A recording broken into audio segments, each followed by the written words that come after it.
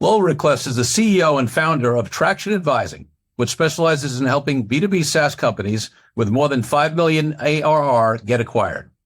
Lowell has been a startup co-founder, CEO, chairman, COO of a $120 million public company and the global VP of a Fortune 500 Rockwell. He is a global mentor, investor, board member, and CEO coach. His current business, Traction Advising, was started out of his frustration when he was in the buyer's position. The investment banker model uses accounting, finance people to try to sell. Don't put your CFO in charge of sales and marketing, so why would you put your banker in charge of selling your company?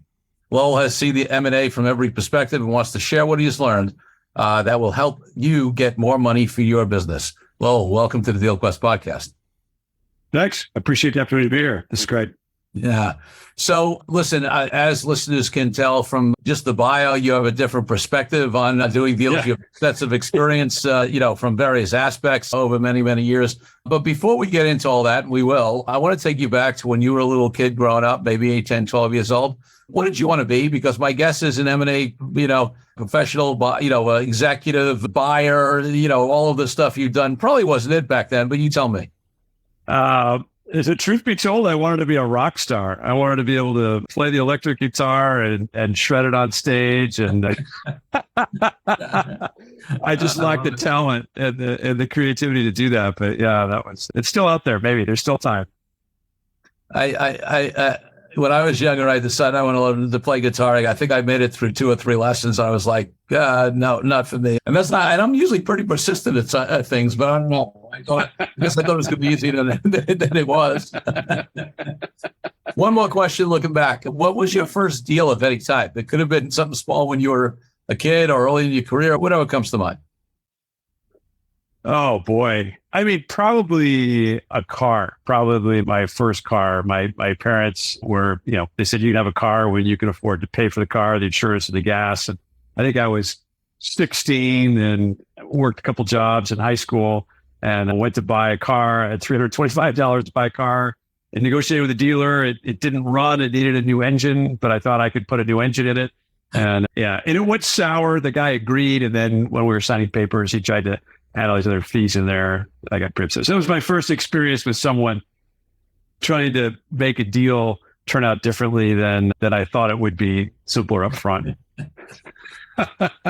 No, it's funny. I think back when I was actually negotiating with deals for my first new car, as I guess I was maybe in my 20s after graduating law school, and I remember there were 2 deals I was going back and forth. This is the day, this is like before everything was on the line and you get into it. And the guy with the one dealership said to me, well, I think the other guy was like $325 lower or something like that, and this is on a new car. So, and the guy said, you'd undercut me for $300. And I sort of looked at him and I said, well, why wouldn't I? And the interesting part is, I think back now, because I have a whole philosophy on negotiating. When you're doing business deals, you're not actually trying to squeeze out the last dollar and beat somebody. But what the lesson there was that is applicable to even, what I consider authentic negotiating is really the why would I was like, I don't have any relationship with you whatsoever, right? Nor do I have with the other guy, right? Like I'm effectively negotiating for a commodity. Nobody's distinguished themselves to show me added value beyond price. So really, why wouldn't I? And I think that's even applicable in this day and age, right? Obviously there should be a number of other factors beyond price that affect things. But if you're not able to show that distinction or that value, then you're going to be judged on price. Yeah, absolutely. Yeah, it becomes a commodity. Yep. Okay. So listen, there's so many places we can start, but let's talk about the earlier years of getting into the deal game and sort of what shaped what's become your views and your approach and, your current company. Talk to us a lot about some of those early experiences and, what are the stories there? What are the lessons? Yeah, it really was never my intent. I was originally an electrical engineer, computer science guy. I was brought into a technical sales training program, learned enterprise selling at Rockwell, and had a career, on the sales side, enterprise selling. So I knew selling well. I know salespeople well. I know the buying process, walking buyers through the buying process. And so I was a part of acquiring and integrating multiple companies at the first 3 companies that I was with. And along the way, I became pretty familiar with bankers and how they operated. But actually, let's come back to that. So your specific question, it really came down to probably the biggest was I was working for a European company that was very strong in Europe. And we were talking strategy about, I was the chief operating officer, like, how do we become global? And I said, well, we really need to be a global platform. So we're not a tier 2 supplier. And I said, well, we need to buy some companies in the US, potentially some in Asia, and decided that was a good idea to go do that. And I'd really not acquired companies before. I led the process, but it's pretty straightforward. Like, how do you value the company? I say, well, how much would it cost for us to build it? That's one way to look at it, and then what's the value of it not taking 5 years to build, that sort of thing. So then we matched up P&Ls and said, well, we probably don't need, you look at synergies, you take out costs, and then we probably need to invest in this. And, we don't need 2 data centers. We probably need 1. And so that was the first real eye opener. First, I just thought, I don't know how to do this. And you break it down into pieces, and it kind of makes sense. And then there's the negotiating part of it, right? There's approaching someone and understanding a price, but behind the price, then you get into the structure and you get into all the due diligence and coming to an agreement on that, and then papering it so the lawyers all work out this amount of work. But that was the first big one to sink my teeth into, get a feel for it. And what, obviously you said, you broke it down. Was there anything that was surprising to you? Any big lessons from those early deals that, you learned along the way? Historically, so I've done, multi-million-dollar enterprise deals, like selling, on behalf of like a Fortune 500 company. So you get this whole army of things behind you, and the agreements are all standard. And, it's not trivial. I mean, it's a big deal to sell. But, once we agreed on a price, like, I kind of came back and I said, it's done. I negotiated it. Like, let's sign a piece of paper and get started. And then it was like, well, wait a minute. So that I was a little bit naive as to the amount of diligence that was required, or just a purchase agreement, how lengthy that was. And I was impatient. I kind of thought, look, we agreed on Thursday, like Monday, I want to get going. And then it was months of mind-numbing detail with the lawyers, which at the time I was like, you guys are going to screw this deal up. You're killing this thing. Like, this is way too much detail. Anyway, so we got through it. And now, obviously very familiar with, seen it many, many times. So, that was an eye-opener. Yeah. Yeah. All right. So you started to talk a little bit about what you saw about, investment bankers in this process. And, so let's talk about some of those early observations that have come to form a different approach to you. Yeah, it kind of came down to, they were all very, very smart. They wore very expensive suits, went to great schools, but I could just tell they were like meeting organizers, and they were just running a structured process. Like, I lived and breathed sales my entire life. They really didn't understand. They didn't really understand the strategic initiative, or how it would be, how the entity that they were representing this is what I was on the buying side, would be integrated. They just, and didn't seem to care. They just wanted to get through the meetings and get the thing done. And it kind of dawned on me that these guys they're just not natural salespeople. They don't know how to walk a buyer through the buying process. They're following the structural process. And it kind of, as I thought about it, it just dawned on me that, like you mentioned earlier, you just wouldn't, most people don't hire finance people in the sales roles. They just don't do that. They're typically not very good. In fairness, the best salespeople are going to be lousy finance people, right? They're going to fail. And so it's just a different skill set. No one is better or more important than the other ones. I don't mean to just pick on bankers, but I just realized they didn't add a lot of value to the process. They made a lot of money, but they didn't add a lot of value. So when it came time to sell the company that I'd co-founded, I decided I could apply, the enterprise selling to that. And it does make sense. I mean, truly, if your company is complex, or if it's could be based on multiples of EBITDA, right? If you've got intensive assets, if you've got inventory, if you've got work in progress, if you've got any transfer costs, right, that can be very complex. If you've got foreign exchange, you've got a complex animal. And I get that. I've been a part of companies like that. That is primarily a financial instrument, and you need to get the EBITDA right, because it's going to be bought based on discounted future cash flow. So it truly is going to be it's a glorified bond of some sort that people are going to buy. So I get that. That's why bankers sell companies. It makes sense. But with SaaS companies, the financials are relatively simple. But in theory, the company is infinitely scalable, right? I'll say that in air quotes, infinitely scalable. So positioning it properly with the buyer, they might pay 3x or 4x or 5x, but properly positioned, they might pay 6 or 7 or 8 if they can build the business case, because you can actually do that. Where multiples discounted cash flow, it's pretty straightforward. You've got a spreadsheet, the numbers are what they are. But so I'd say it's 80% selling, and it really isn't. I look at selling as walking the buyer through the buying process. It's really understanding, why do you want to buy this company? Like, how does this, and I put my hat on, like, why would I buy this company? Does it pass the sniff test? Like, does this fit a hole where obviously, if they buy this, the seller has 100 customers, the buyer has 50,000. It's the same title and profile. If they just do a simple marketing campaign to their 50,000 and get a 10% adoption, they're going to go from 100 to 5,000 clients, right? You have 50 times the revenue. So you can paint that picture. You can give the CEO, the buyer, that kind of confidence. It just genuinely, like, this makes sense. Like, you just can't screw this up. That's where it's just different. I just think it's very different than some of the traditional companies. And it's true. So that was the thesis when we got into it. Turns out it is true that selling small technology, small software companies is more like selling a technology product, enterprise selling, than it is a financial instrument. That's kind of our core premise. We've got operating experience. I've also been on the side, I founded a company, back of a napkin. How do we raise money? Who's going to buy this? Who's going to pay for it? I've acquired companies and now we sell companies. So I also, when things get tense, I've kind of been in everyone's shoes. So when someone is upset, I kind of understand that you have every right to feel that makes sense, but put yourself in the other person's shoes and they're going to feel this way. So let's find a third way. We have a 90% success rate on closing our deals. Typically in the industry it's 50%. And part of that is just defusing difficult situations and really sitting down and understand everyone's perspective. Assuming everyone has the right intent, how do you get behind that and find a way that satisfies everyone's concerns and gets to something that's a win for everyone? So I want to hit that point, but I want to go back first to something you talked about. And, so one of the things I was thinking about in terms of the differentiation of, smaller tech SaaS companies is that, and, you said this in a different way, but, just to throw out some other language on it and see it'd be great. I mean, so, and it's why it really fits your model and skills is that, in SaaS companies, a lot of the times what you're selling is future, is the future upside, right? Like you're not selling as much off of historical financials. In fact, there are SaaS companies, right, depending upon how they started, whether, that they may have gathered a lot of traction, but purposely, right, not had a lot of revenue, at least in the beginning, right? And maybe they're starting to monetize. Yep. So just the model is, and that combined with the ultimate scalability, quote unquote.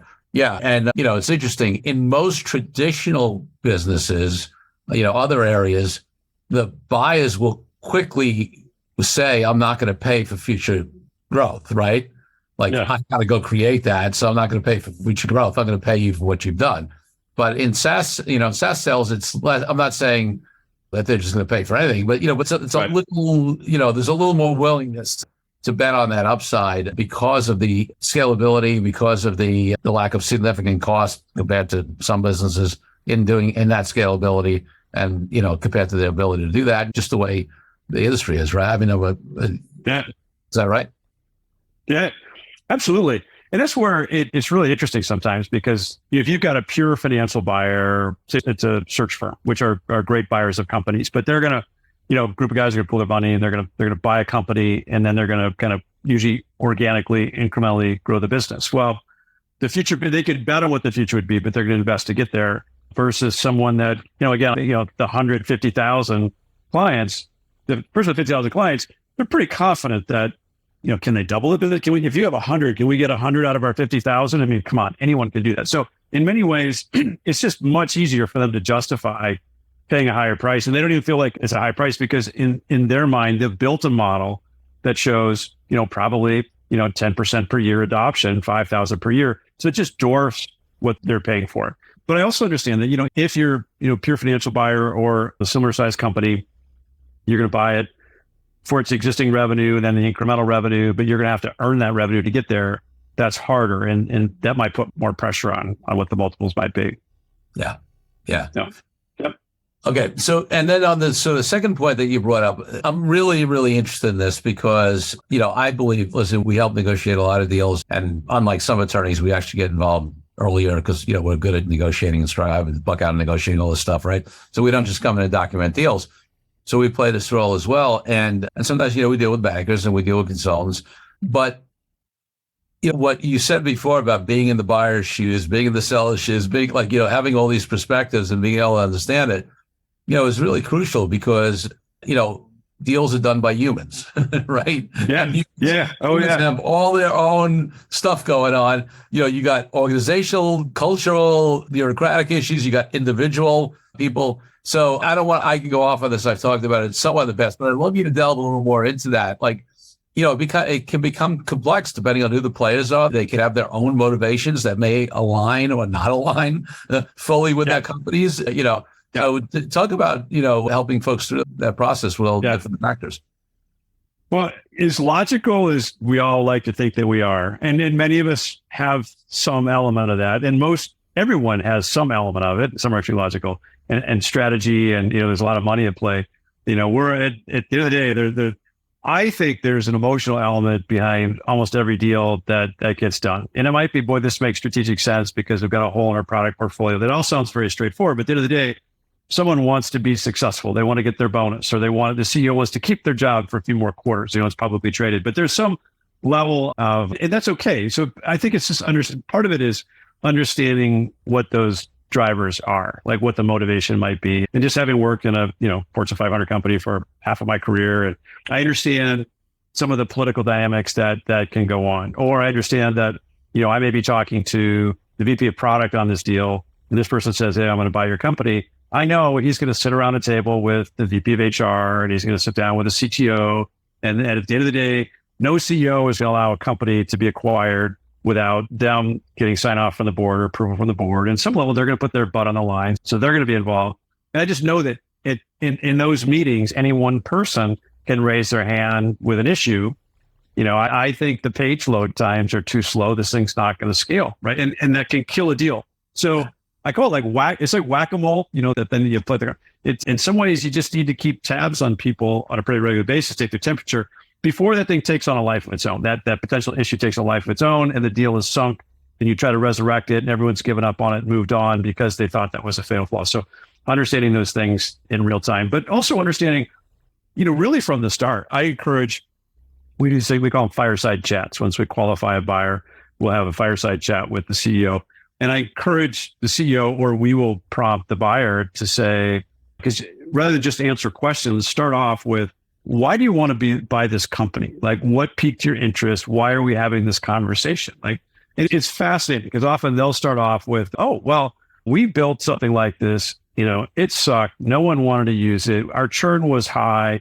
So we're fascinated to find out why your churn levels are so low for a similar product. And our biggest clients are asking for this. We don't have it. Our core business is at risk. All right. So then you go into the conversation, you realize, okay, I understand and then you can talk about how it fits into their worldview, rather than just blindly showing up on a call and saying, well, here's what I've got. It does this, and it does this, and it does this, and it does, which is which kind of back to sales technique. A typical salesperson will show up and say, let me tell you about this. Yeah. Or the Eagles, the best salespeople will show up and say, tell me what keeps you up at night. What do you struggle with? And then they're talking about their problems. And then at the end of the day, you're trying to help the buyer be successful. I'm going to help you be successful with this thing. And that's what everyone wants, is to be successful. And if someone's offering to help them and not push something on them, they're usually more receptive. Yeah, it's fascinating the way, you make this, because, this relationship between, especially enterprise selling, because I think that's, there are more elements of enterprise selling that transfer over. But any kind of selling, really, this fundamental distinction about, the bad salespeople come in and, and start talking about them and their product, and, the good ones ask questions, right, and find the pain points and solve a problem, right?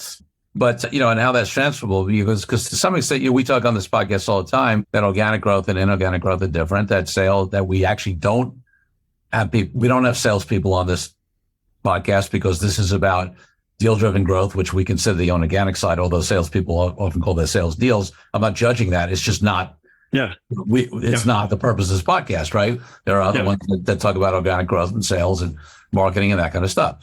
But that doesn't mean that things aren't transferable. And it's fascinating to me how, you think about that and apply these skills over to the deal side, because you're right. They really are applicable. And, the ability to listen and ask questions and figure out what the why, the motivation, of the other side is a key thing. I talk about in my negotiating book on anything. And it's certainly a key thing, in deal making.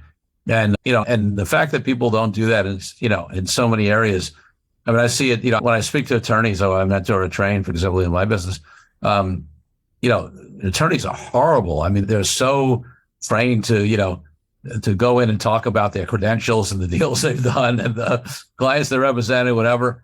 And there's all kinds of science on how, first of all, if people like you better, the more you listen to them, right? And like that's, it's just science on that, right? They actually think more highly of you the more you listen to them, as opposed to the more you talk about your credentials and how much experience you have. Plus, of course, you get to hear, if you answer the right questions, really, frankly, what they want to hear. And I don't mean in a bad way. Like I always said to my folks, listen, I'm not going to ever be, authentic or not genuine. I'm only going to present what's genuine for me. But there's a range of things I could talk about, right, that genuinely we can provide value on. But the client may only care about 2 or 5 of the 30 we could talk about, right? So why not figure out which ones they want to hear about first before you start talking, which is exactly what you were talking about. And the same thing applies, in the deal world. I mean, I've given examples in the past on this podcast on deals that have been saved because we figured out that we needed to let, the founder, keep an office because the thing he feared most is not being relevant or having to be home with the spouse or whatever it was, So this figuring out the why and then, and then deciding to it is so crucial. Yeah, that's funny. It is true though. Yeah. But people want to be heard. Yeah. And if you just start talking about things they don't care about, they're just waiting for you to stop talking, right? They do. Yeah. Yeah. All right. So talk a little bit more specifically about, your model. I mean, we've alluded to between the buyer and sort of leading up to the differentiator from what, investment bankers and your enterprise selling background, all that kind of stuff. But let's talk more specifically about, your model in traction and, who your ideal clients are and who you work with and that kind of stuff. Yeah. Yeah. I mean, how much detail you want me to get into, but, we target B2B SaaS. We're pretty clear. With 3 to 20 million in ARR is kind of the sweet spot. We'll typically go lower, but sometimes we'll fall in love with a business or a founder, or it's a space that we like really well. And we've done some deals that are larger as well. But so that's on the revenue side, 3 to 20 million in annual recurring revenue. We'll sit down. We're pretty selective. So, we're a team of 7. My business partner is in London. Senior partners are on every call, just like this. That's EC. We don't delegate to others. Got a pretty sharp team. But we do our own kind of rubric. We do our own analysis, just like the buyers would. What's the retention look like? What's the customer concentration look like? What's the growth look like? The P&L, just any risk factors. We want to make sure that the outcome expectations are in alignment. If we think the outcome is going to be 50 and they say, yeah, they wouldn't accept anything less than 200, we may just wish them well. Maybe they'll get it, but at some point we don't want to, we have finite bandwidth, so we're pretty careful about, who we take on, and we want, pretty careful. And often, we'll work with people for years. People have questions about what should I'm meeting with a CEO later this month, actually next month, I guess it's not July yet, 350 employees, big business, but a year or 2 away, and just wants to know how to position the company properly before they sell it. I tell people it's like the house analogy. I don't know what your house looks like, but most people, there are things that they could do, before they sell it, and they'll get more for it. A little bit of paint, a little bit of landscaping, maybe a little bit of lighting. So there are a lot of things in your company, particularly with SaaS companies. You work really hard to found a company, to raise money, to get your first dollar revenue. There are some relatively simple things compared to how hard it is to get a business going that can bump, 10 to 20% more in the valuation. It's not always easy, but just to get your metrics aligned. The metrics matter quite a bit. So, but our process, we'll get to know people, both the meetings, ideally in person, but often over Zoom, right? Especially through COVID. Sure. And then once we're aligned, we'll research buyers. Again, that's kind of driven from the mindset I had when I ran sales for companies. The thing that used to keep me up at night was that we have this really cool solution that I believe in, and there's someone somewhere in the world that needs our solution, is looking to solve it, and doesn't know that we exist. So I used to just feel like I have to get our message in front of everyone, every company with the right profile and the person with the right title. So they're just aware of us, right? I mean, they may not be interested. Most won't be interested in active, but someone is. And they're the easiest people to sell to because it solves a kind of an active pain. So we kind of do the same thing. We do extensive research. I mean, and I feel like I pick on bankers a lot. They serve a great role. They do great jobs. I don't really need to, but they often, they're filling their funnel, 50% close rate. They want to close it quickly or move on. And they talk a lot about, we've got the relationship. So they've got their regular buyers. So companies that buy on a pretty regular basis, which is fine, which is good. That's valid. But often there may be another 20 or 30 or 40% in the buyer pool who have never done a deal before, or one or two. So just by definition, they're not a part of that active buyer pool. So we do a tremendous amount of research to find those companies, get the contacts, the right contacts, people, reach out to them, engage. We create materials, again, that's more like marketing materials, less the two-tone stem that people have seen, that's 100 pages long. We really try to craft the message and tell a story that would be appealing to a buyer. So a buyer quickly understands how this could add value. And then we do the outreach. Again, we'll qualify, try to understand, we'll look at how many employees they have. Are they big enough to buy? What's their acquisition history look like? Do they have a corp dev function?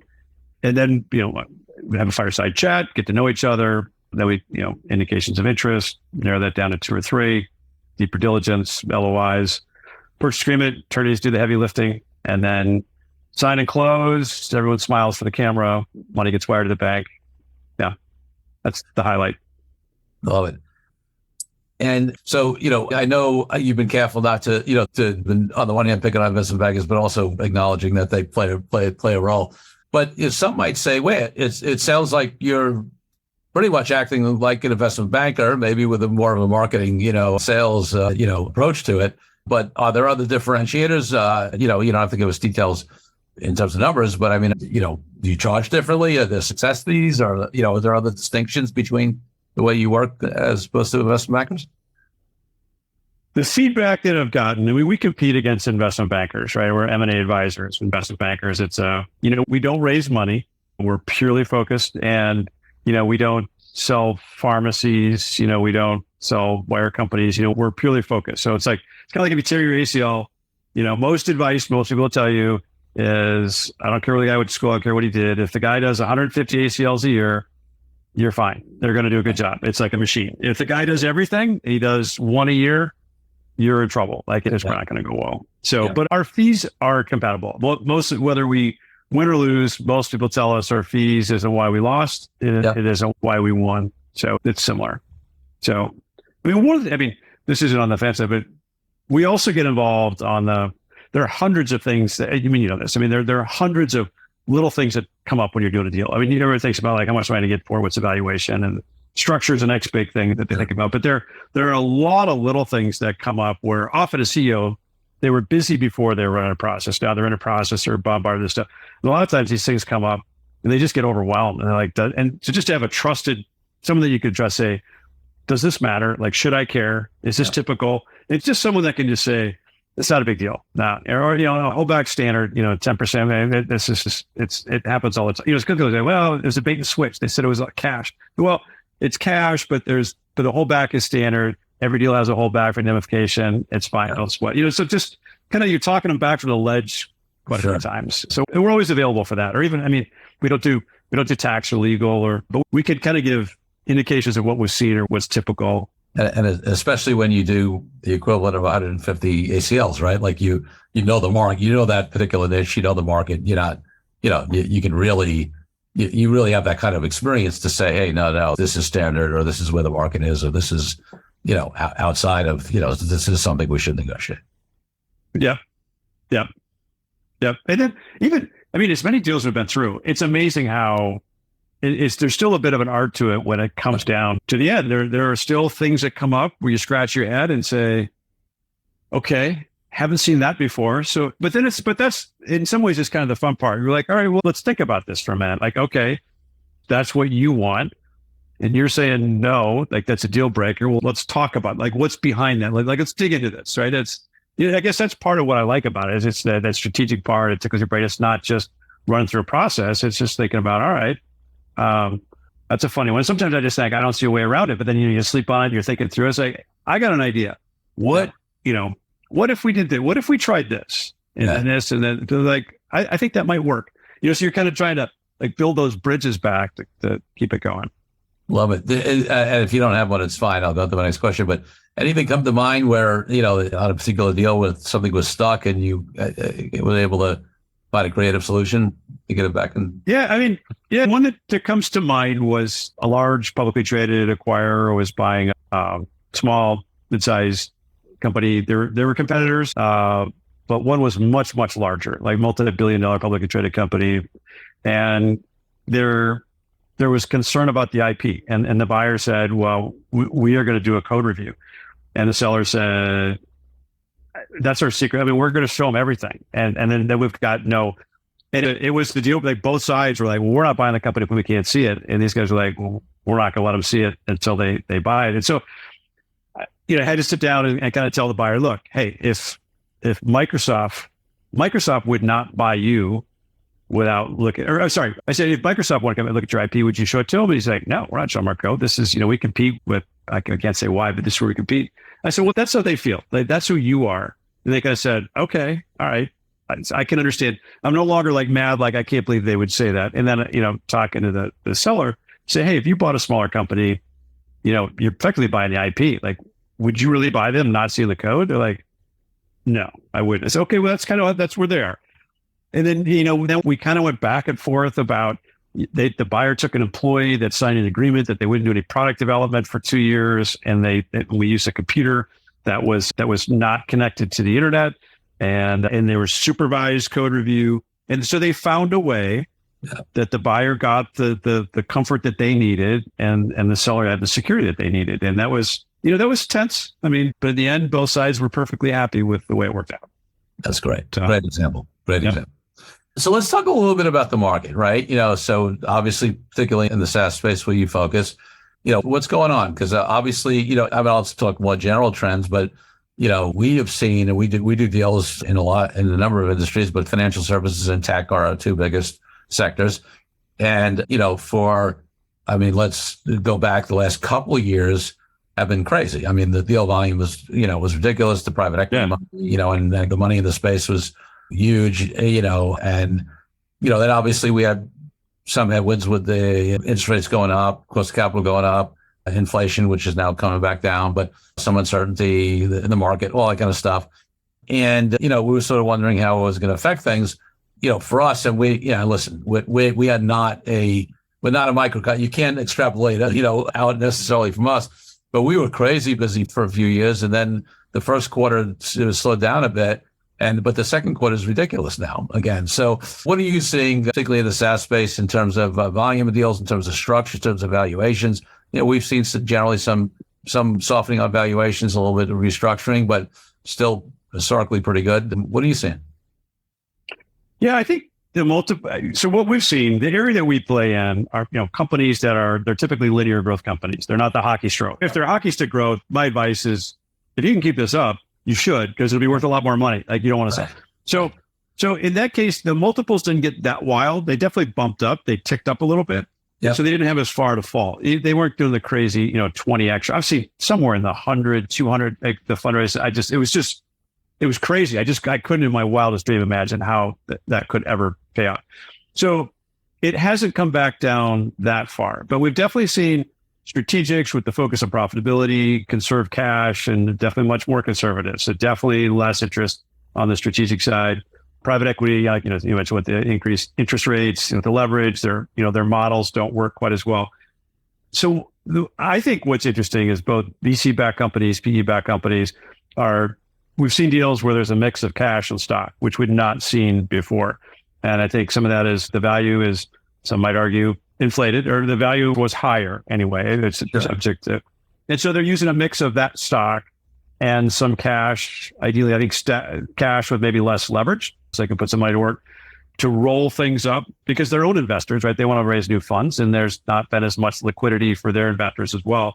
So I think they're trying to bundle things up with a mix of cash and stock, and I think you'll see a push for IPO or much larger bundle deals in Q4 and Q1. I mean, that's kind of what I see. And our lens is, I don't say it's anecdotal, but we see handfuls, but it seems consistent with what we hear from others as well. I don't know. I'd love to hear more about what you see as well. No, it's been interesting. Like, yeah, we've seen some softening in multiples, but not just a little bit. And more of what we've seen is actually just a little more, a little less upfront, a little more back end, the de-risking, the deal for the buyer. And, a little more subject to, so maybe some contingencies on it, whatever. But, so we've seen only a slight drop in valuations, but more push to the back end just to hedge, on where things might be going. Yeah.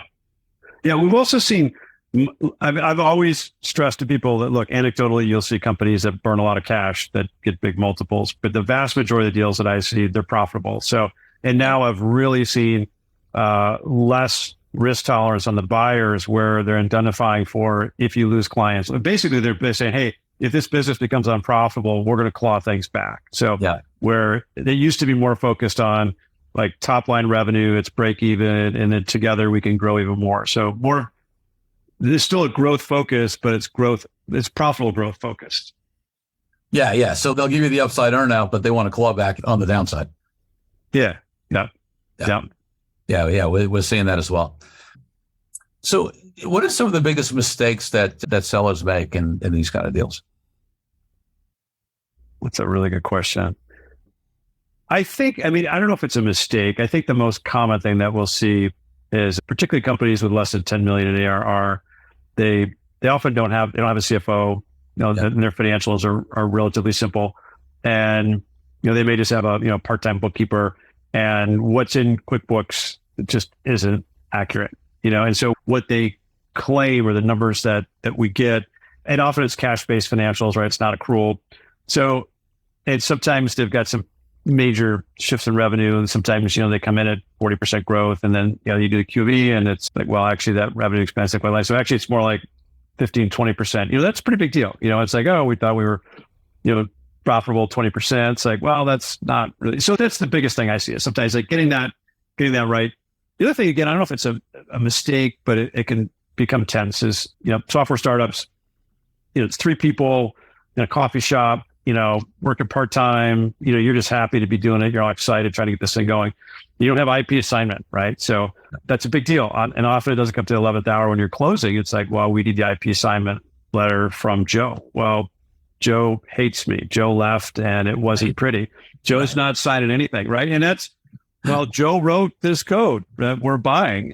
So that can become pretty tense. So I encourage people, clean that stuff up early. And I one CEO actually said, after it closed, he said, you know what? He said, when I start my next company, the first thing I'm going to do is build a data room. And I'm going to make sure that all our employment agreements, IP assignment. So yeah, kind of financials, IP, kind of back office stuff, but it's important to get a deal done. No, we've seen that IP one a lot, with the disgruntled or past employee or partner or whatever it is. It's amazing how common that one could be.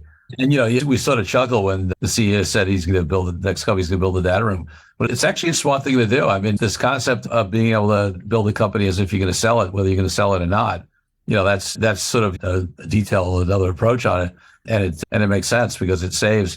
I mean, listen, obviously one of the things we do with our clients, we go in and do a lot of pre-due diligence, and the accountants, financial people should do the same so that, you discover if the margins really aren't 40%, they're 20%.